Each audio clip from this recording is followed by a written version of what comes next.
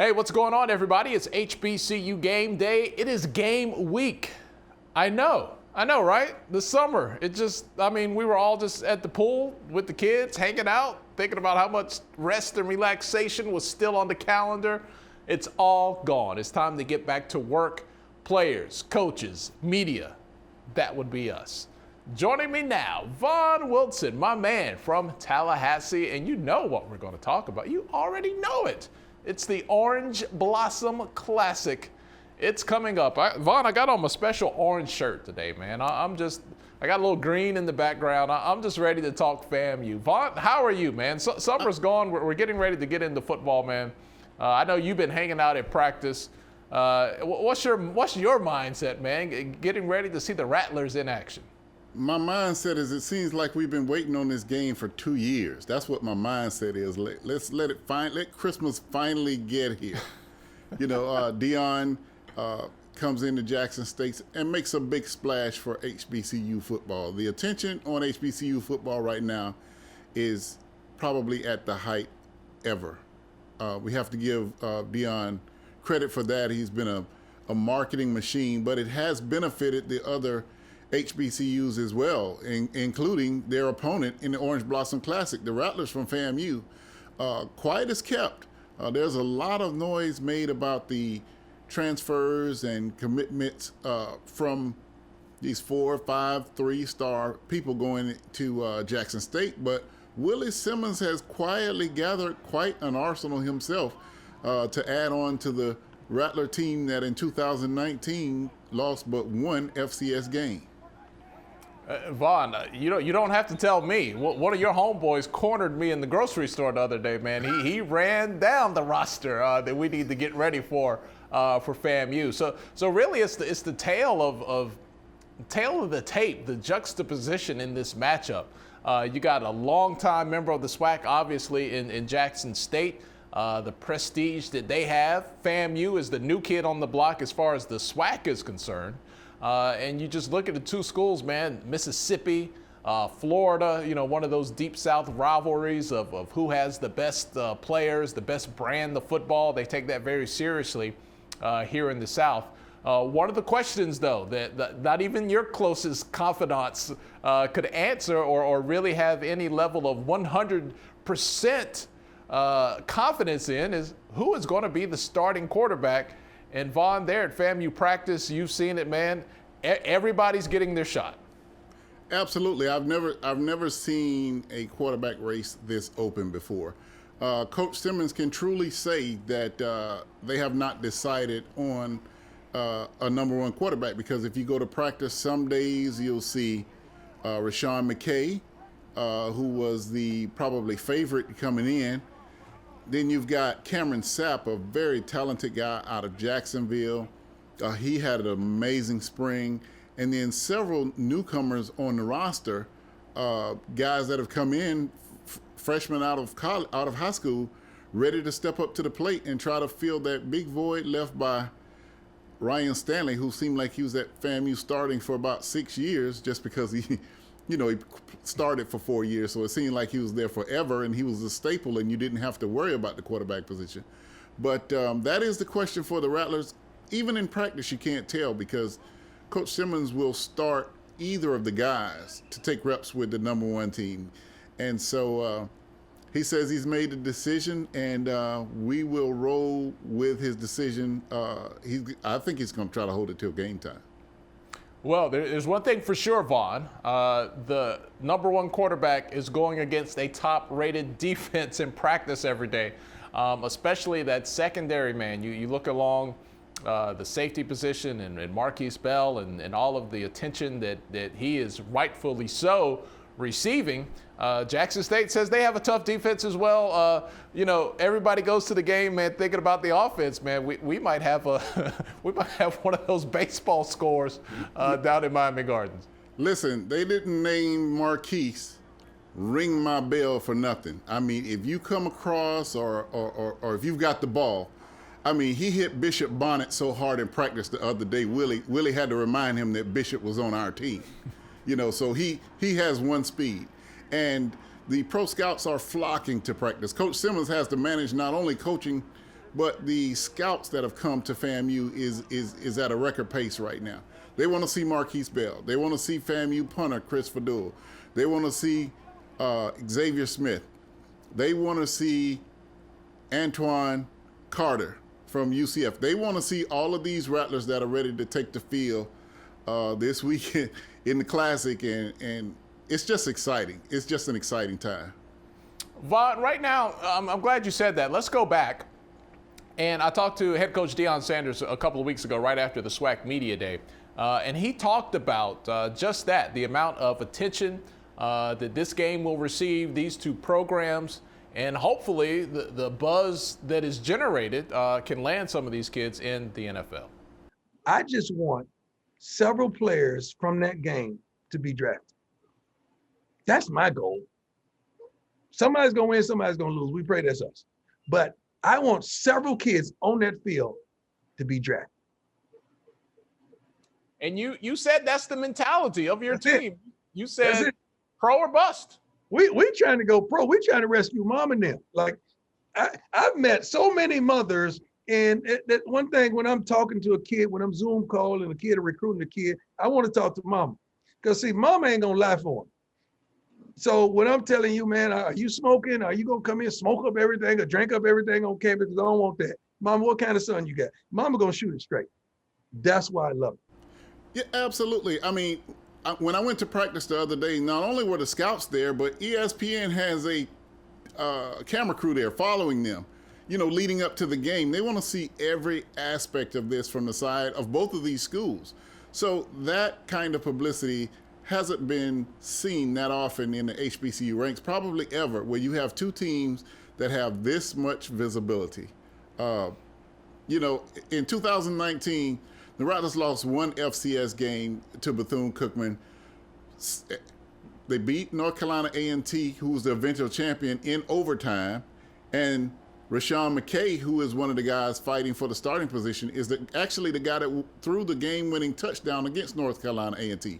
Ryan Stanley went out. So everybody remembers Rashawn coming off the bench and coming in and throwing a pass on a down where everybody thought when he came in that they were going to run. He came right in and threw a touchdown pass to Marcus Williams to beat North Carolina A&T, and one of the biggest shockers, in a little while in HBCU football. So HBCU football right now is just exciting. There are so many elements that are making it exciting. Coach Simmons comes in, and he's known for having a high-powered offense. He's got some pieces in place. Coach Prime comes in and brings in kids from all over the place, basically revamps the Jackson State University roster. And so that unknown and the known of FAMU having veterans and adding a few players in, everyone knows that game is going to feature two of the best teams in HBCU football. Absolutely. And we have boots on the ground, not only Vaughn Wilson there in Tallahassee, our partners from the pregame show, Neely and Charles Bishop. Let's go to a soundbite really quick now, Vaughn. Neely had a chance to talk to Deion Sanders after their scrimmage on Saturday. He's the son of Deion Sanders. He's the starting quarterback, and he's getting ready for his first taste of college football against FAMU. Hey, man, you went up top a couple big plays on. How'd it feel? It felt really good, We just got to keep executing, just keep doing the same thing every week. So what did you see out there today to let you know those plays were going to be there? Really just reading the defense, just being more confident with my receivers and just trusting them. And I saw you when you went out and your backups came in, you were still out on the field encouraging and coaching them. Yeah. We got another quarterback that just transferred in, so, he doesn't really know the plays right now. So just helping him, and, he helps me in different aspects too. Now down on the goal line, looked like the run game got stopped a little bit by the defensive line. What are some things that you want to see from your O-line and backs and even yourself as quarterback to change those third and goal and fourth and ones, those kind of things? We just got to dominate down there. Then as time goes on, if that don't work, we just got to throw it. And that's just what it got to be. Hey, the deep ball was there today, QB1. Deion Sanders, we're going to see y'all in Miami, Orange Blossom Classic. Okay, Vaughn, everybody's talking, man. Everybody's excited. The players and the coaches, they are ultimately going to decide it on the field. Somebody's going to win, somebody's going to lose. But for the game, I think it's a win-win for all the fans, no matter which team that you're rooting for. because the return of the OBC, the Orange Blossom Classic, the historic significance that is revitalized, reawakened with the return of this classic, and just the overall vibe in South Florida. Man, this is something that's, if you're there, it's a game and an event that you're going to remember, I would think. Right, because we haven't mentioned it yet. It's a game and an event. You got the Sonic Boom against the Marching 100. I mean, they've got a Battle of the Bands coming up later on here this week. They are ready. They are ready to entertain people. The Marching 100, just like the football team, has been 2 years without entertaining, save for the NBA All-Star game. So they're ready as a band to get out there and claim their place, just as Jackson State doesn't want the newcomers in the conference showing them up. So that's one thing about HBCU football that's overlooked. The game atmosphere, the bands, the dancing girls, the alumni, the cookouts, the tailgates. This is why we love HBCU football. No disrespect to any other brand of football, but it's just different. Okay, let me touch on a sensitive subject here. I like to tread lightly in the band world because they'll come for you. But as a journalist, we gotta call things like we see them. Now that FAMU is no longer in the MEAC, Vaughn, the Marching 100 has to go to every game now, right? Like in the MEAC, we used to call and be like, hey, is the Marching 100 coming? Are they making the trip? Like it would almost be like a white flag if they were not to show up for a road game in the Swac. Am I wrong with making that assumption? No, that's one of the advantages of the Swac. The proximity of the schools make it viable to travel with the bands for the schools. I mean, if we just look back at 2019, one of the best game atmospheres in a long time. It was almost like a national championship when Southern came to Bragg Stadium to play FAMU.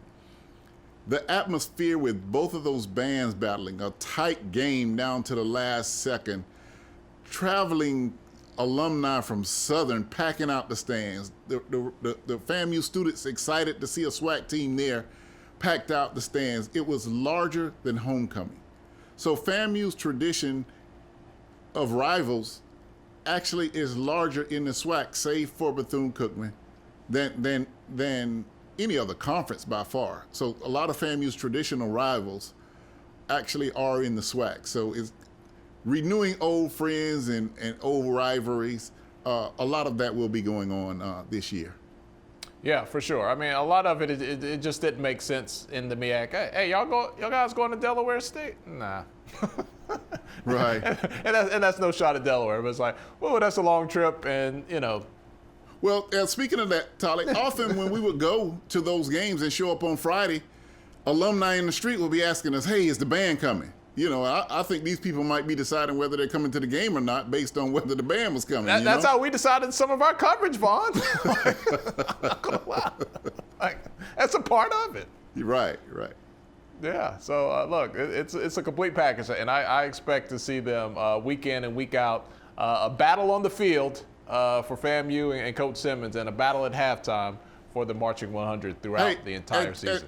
And Tyler, we'd be remiss if we didn't give Miami Gardens former Mayor Gilbert a big 2 thumbs up for reviving this classic. This classic, in past years, in the golden era of HBCU football, decided the national championship every year. And so with a layoff as classics sort of revamped themselves, the actual Orange Bowl stadium being leveled, moving to Hard Rock Stadium and trying to revive those traditions, Mayor Gilbert did an excellent job of reviving this classic and putting in a lot of the elements that made it the premier HBCU bowl game during its heyday. Yeah, it's going to be an exciting one. Von Wilson is going to be there. Wally Pitt is going to be there. We're going to have coverage. We've been talking about it all summer long. We're going to be talking about it. We're going to be coming to you from outside the stadium all the way up until the game. Of course, complete recap and analysis after the game. And we want to hear from you. What do you think? What are you looking forward to? What's going to happen let us know. What's the best thing to put on the grill? I mean, is tailgate? What's the flavor down there in South Florida, Vaughn? You got to mix it up a little bit. Conch, you got to be the crack conch, man. See? I'm a North Carolina barbecue guy, man. It's a whole different flavor, man. It's a whole different flavor. We're looking forward to it. Thanks to our guys from the pregame show for always contributing and sending us content. And, of course, hats off to our main man, Vaughn Wilson, covering the Rattlers for us here at HBCU Game Day. On behalf of the entire crew, I'm Tali Carr from Atlanta. Thank you guys for hanging out with us, and we'll see you soon.